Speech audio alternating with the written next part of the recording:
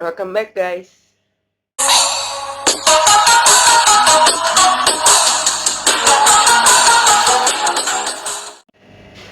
Well, I am a professional troublemaker, as my job is to critique the world and the people on it, the shady system on the people who refuse to do better. I like to write, I like to speaking in public. I feel like my purpose is to be the supreme side eye artist. I am the person who is looking at the other people like, I need to fix this. I want us to leave this world better than we found it.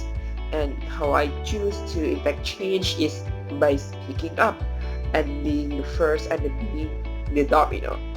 For a line of dominoes that to fall on has to fall first, which then leave the other side, the other's choice, less to do the same.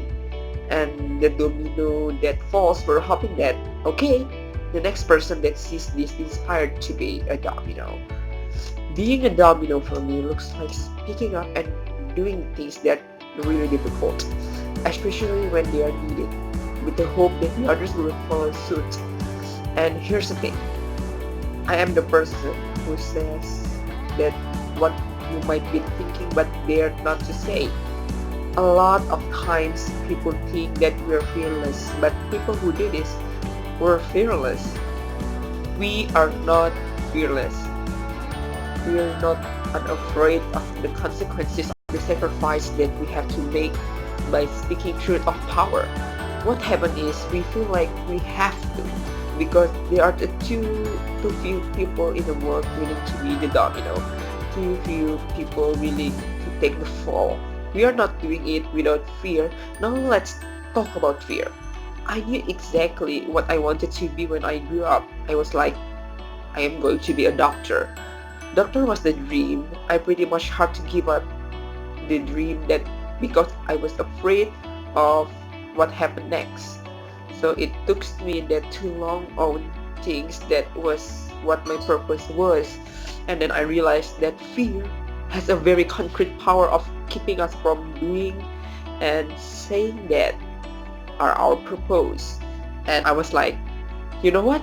I'm not going to let fear rule my life. I'm not going to let fear dictate what I do. And then all of these awesome things started happening and dominoes started to fall. So when I realized that, I was like, okay, 2018, I turned 18 and it's going to be my year off. Do it anyway. Anything that scares me, I'm going to actively pursue it. I think about the times when I had to speak the truth. I feel like I am doing skydiving and falling out of the plane. It feels like a moment when I were at the edge of the plane and I were like, you shouldn't do this. But then I do it anyway because I realized to have the feeling of like sitting on the edge of the plane is kind of staying on the plane. Is comfort me, and I feel like every day that I'm speaking truth against institution and people who are bigger than me and just force that are more powerful than me. I feel like I'm falling out of a plane, but I realize that comfort is overrated because being quiet is comfortable. Keeping things that way they have been is comfortable, and all comfort has done is maintain the status quo. So we have got to get the comfortable with being uncomfortable by speaking this hard truth when they are necessary. And for me, so I realized that I have to speak the truth because honesty is so important to me. My integrity is something to be held. Well, here's justice. Justice. I don't think justice should be an option. We should always have justice.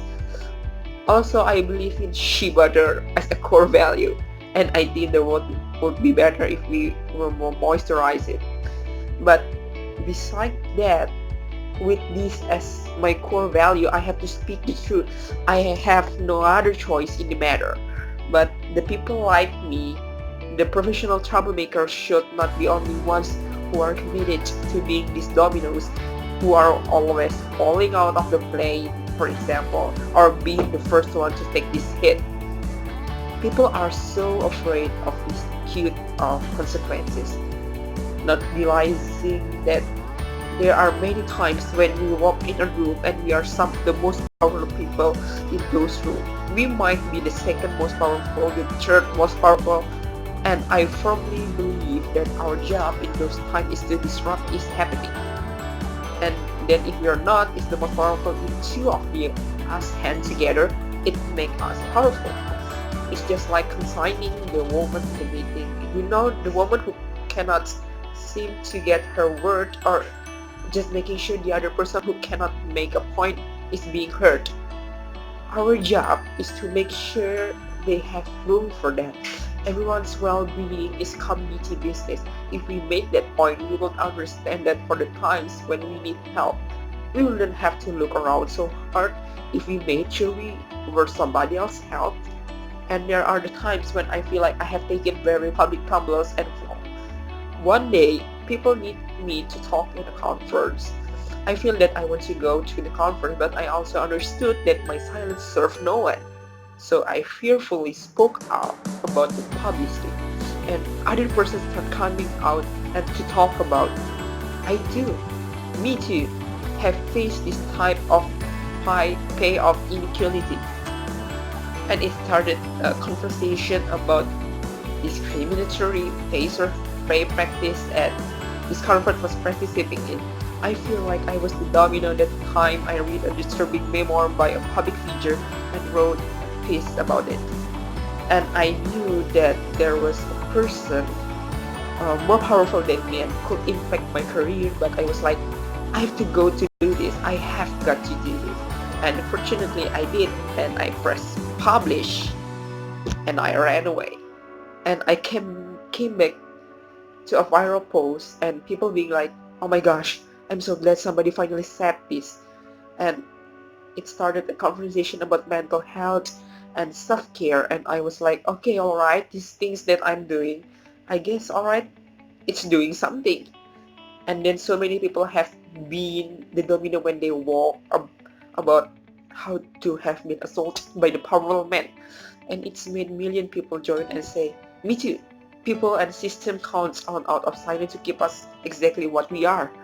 Now, being a domino sometimes comes to being exactly who you are. So I have been a shady somebody since I was 3, because in a world that wants us to walk around as representative of ourselves, being yourself can be a revolutionary act. And in a world that wants us to whisper, I choose to yell. When it's time to say these hard things, I ask myself 3 things. The first, did you mean it? The second, can you defend it? The third, did you say it with love? If the answer is yes to all 3, I say it in the let the chips fall. That's a very important. The checkpoint with myself always tells me, yes, you are supposed to do this. Telling the truth, the thoughtful truth, should not be a revolutionary act. Speaking truth to power should not be sacrificial, but they are.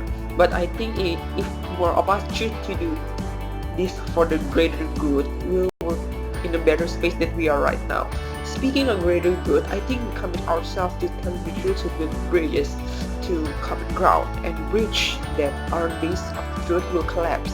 So it is our job, it's our obligation, it is our duty to speak the truth to power, to be the domino, not just when it's difficult, especially when it's difficult. So being uncomfortable with being uncomfortable. Goodbye.